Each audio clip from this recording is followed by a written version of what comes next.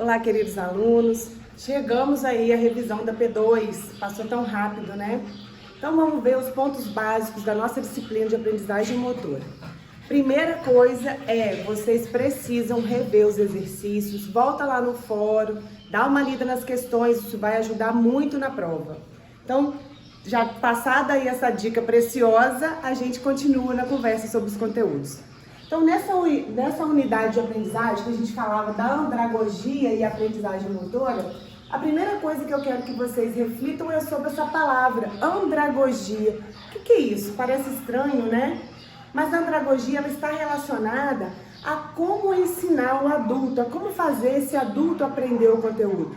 E a gente vai ver que quando a gente para pensar na questão pedagógica, o adulto ele tem as suas particularidades, assim como a criança e o adolescente. Então, quais são as particularidades do adulto? Eu listei aqui para vocês. Primeiro, o adulto ele tem a necessidade de saber para que isso que ele está aprendendo, isso vai ser usado em quê? Onde é que isso vai ser útil, né? O adulto ele já tem um raciocínio lógico, ele já tem o seu discernimento, então ele logo se questiona, isso serve para quê, isso que você está me falando? Segundo, autoconceito de aprendiz, eles aprendem melhor quando experimentam, é aquela questão de eu boto a mão na massa, eu sei como fazer e eu aprendo fazendo. Experiências anteriores, o adulto ele já chega com uma vivência, ele já passou por muita coisa na vida, ele já trabalhou com diferentes coisas, então isso dá uma bagagem. Quando a gente vai ensinar um adulto, ele consegue relacionar coisas que ele já viveu com aquilo que você está falando. E a gente deve sim utilizar essas experiências anteriores dos adultos nas nossas aulas.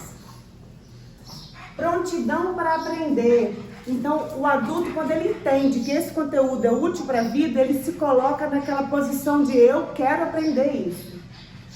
Orientação para a aprendizagem. Essa aprendizagem do adulto deve ser baseada em resolução de problemas e não acúmulos de informações. O adulto ele está mais preocupado em conseguir resolver problemas da vida, do trabalho, profissionais com aquele conteúdo do que acumular muita coisa, muito conhecimento. Então, se ele não vê onde aplicar isso na prática, pode ser um fator que desmotiva o adulto. Motivação para aprender. Eles são mais motivados quando partem de um desejo subjetivo com uma aplicação imediata. Ou seja, quando ele entende que a sua aula, o seu conteúdo é importante para ele de alguma forma e ele vai conseguir colocar isso na prática já, ele se sente mais motivado e mais aberto a aprender. Então, igual a criança precisa da ludicidade, o adulto ele precisa se sentir pertencente a esse processo de ensino e aprendizagem. Desde o início, na hora que a gente vai selecionar os conteúdos, a gente pode pedir opinião quando trabalha com adultos, até o final, quando a gente vai avaliar tudo que foi feito, eles também podem contribuir.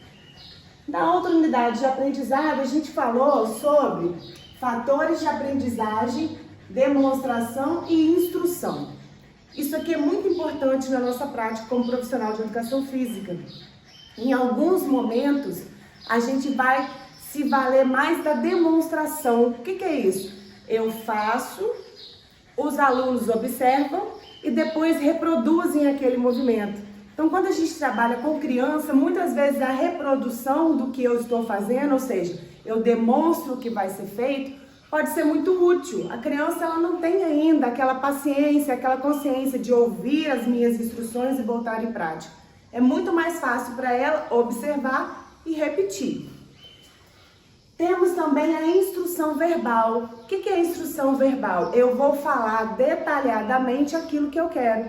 Então, quando eu estou dando um feedback ao meu aluno, ou eu estou explicando para um atleta de ponta quais são os pontos em que ele precisa melhorar, essa instrução verbal ela é importante. Com adulto também funciona muito bem. Mas o que acontece? Muitas vezes, somente essa instrução verbal, dependendo do que eu estou explicando, pode ficar vago. Então, quando isso se faz, é necessário que a gente junte as duas técnicas. E aí a gente chama de instrução mista. Vou dar um exemplo da instrução mista. Quem participou desse evento de primeiros socorros com o João, percebeu que vocês primeiro explicaram a técnica e os alunos ali presentes observaram. mas na hora de realizar, muitas vezes eles perguntam: você pode fazer de novo para eu ver?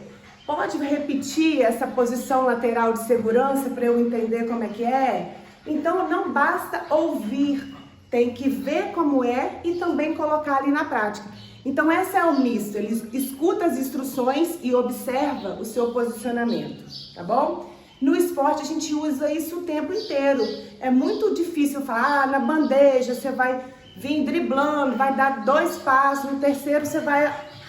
o aluno vai, o que é isso? Mas se eu faço e ele observa, fica mais fácil dele juntar as informações.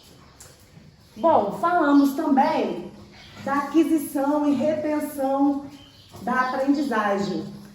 E aqui a gente começou falando que a nossa aprendizagem funciona no momento em que a gente observa, ou seja, a gente recebe aquele conteúdo de alguma forma, seja pela visão, seja pela audição, seja fazendo determinado movimento. Nosso corpo, nosso cérebro processa isso de alguma forma, leva para a memória de curto prazo. Se a gente utilizar isso com frequência, isso sai de curto prazo e vai para de longo prazo. Se é um conteúdo que a gente tem contato apenas uma vez e aquilo não é reforçado, aquilo pode se perder. Mas mais especificamente, que eu quero chamar a atenção de vocês, é mais uma vez, aqui ele chama a atenção para a classificação das habilidades motoras. Então vocês perceberam que essa classificação vem acompanhando vocês desde o semestre passado. Em várias unidades ele vai falar dessa classificação das habilidades motoras. Então aqui, o que ele fala? Das habilidades abertas e fechadas. Vamos relembrar então? Abertas são aquelas em que o ambiente pode modificar e eu preciso me adaptar na hora de fazer o exercício. Exemplo, atravessar uma rua cheia de carro. Na fechada, eu tenho um ambiente que não se modifica durante a realização daquele ato motor. Então eu já sei exatamente o que eu vou fazer e não vou precisar adaptar nem modificar durante a realização da minha tarefa, certo? Ele vai falar também que a tarefa pode ser ou não manipulativa. O que é manipulativa? Eu vou precisar lidar com algum objeto?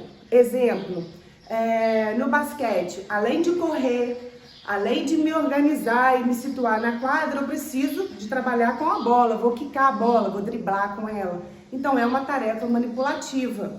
Se eu estou fazendo um crochê, eu tenho uma agulha, eu tenho uma linha que vai ser manipulada. Então sempre que as mãos são utilizadas, ou mesmo o pé, por exemplo, quando eu vou trabalhar aí no futebol, eu tenho uma bola que precisa ser conduzida ali. Então a gente também chama de manipulativo. As habilidades também podem ser discretas. Lembra do discreta quando tem um início e um fim bem determinado? Então se eu pego esse vidro, peguei e coloquei do outro lado, tem uma ação que começou e terminou de uma forma bem tranquila. Vocês sabem aonde começou e aonde terminou. Em algumas habilidades, a gente chama de contínua, esse início e esse fim são bem determinados por marcos, porque os movimentos são repetitivos, cíclicos, né? Por exemplo, bicicleta, nadar, correr, caminhar. Como que a gente faz essa aferição? A gente marca, corri de tal lugar até tal lugar, ou nadei 50 metros, nadei 100 metros. Por quê? Como o movimento se repete, fica difícil falar onde começa e aonde termina, tá? E ele vai falar também que o movimento pode ser amplo. Amplo quando? Quando eu utilizo os grandes músculos do meu corpo. Então, se eu estou utilizando coxa, braço, o movimento é cheio de musculatura envolvida, eu posso dizer que ali é um movimento amplo. Diferente de quando eu vou trabalhar a coordenação motora fina, por exemplo, que é uma coisa pequena, que vai utilizar os músculos pequenos da palma da mão. Tá bom? Guardaram isso? Então, seguimos aqui na nossa revisão. A gente vai falar da cinesiologia aplicada às habilidades motoras. Então, cinesiologia, para que serve isso, né? Cinésio vem de movimento, logia vem de estudo, então é o estudo do movimento humano. Também é algo que vai acompanhar vocês durante toda a faculdade, essa cinesiologia.